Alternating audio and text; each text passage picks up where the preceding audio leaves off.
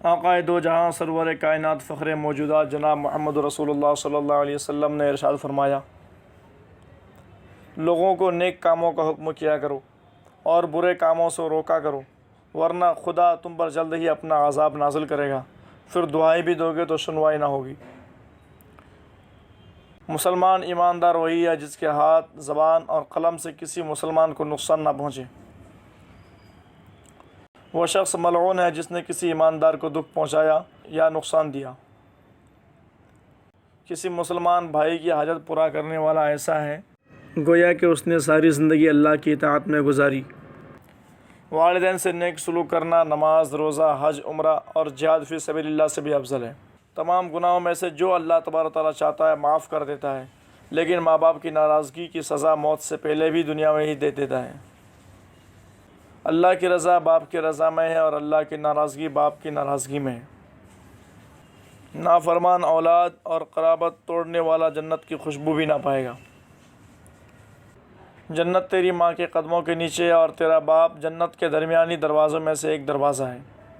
3 دعائیں ضرور قبول ہوتی ہیں: باپ کی دعا اولاد کے لیے، مسافر کی دعا ہر شخص کے لیے، مظلوم کی دعا ظالم کے لیے۔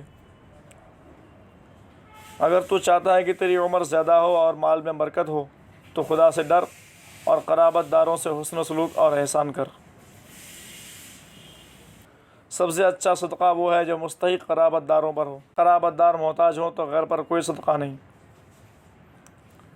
جس نے 1 یا 2 3 لڑکیوں یا بہنوں کی پرورش کی اور اسلام اور ادب سکھایا، پھر اللہ کی رضا کے لیے نکاح کر دیا تو وہ میرے ساتھ جنت میں داخل ہوگا۔ جس شخص نے اپنی زبان اور شرمگاہ کو قابو میں رکھا، میں اس کے لیے جنت کا ضامن ہوں۔ کیا میں ایسے خزانہ سے مطلع نہ کروں جو سب سے اچھا ہے؟ سن لو، وہ خزانہ نیک اور دیانتدار بیوی ہے۔ عورت کے لیے پردہ واجب ہے کیونکہ وہ باہر نکلتی ہے تو شیطانوں سے جھانکتے ہیں۔ جو عورت اپنے خاوند کی اجازت کے بغیر باہر جاتی ہے اس پر اللہ تعالیٰ کی ساری مخلوق لعنت کرتی ہے۔ جو عورت اس حال میں دنیا سے چلا جائے کہ اس پر اس کا خاوند بوجہ نیکی راضی رہا، وہ جنت کے جس دروازے سے چاہے داخل ہو۔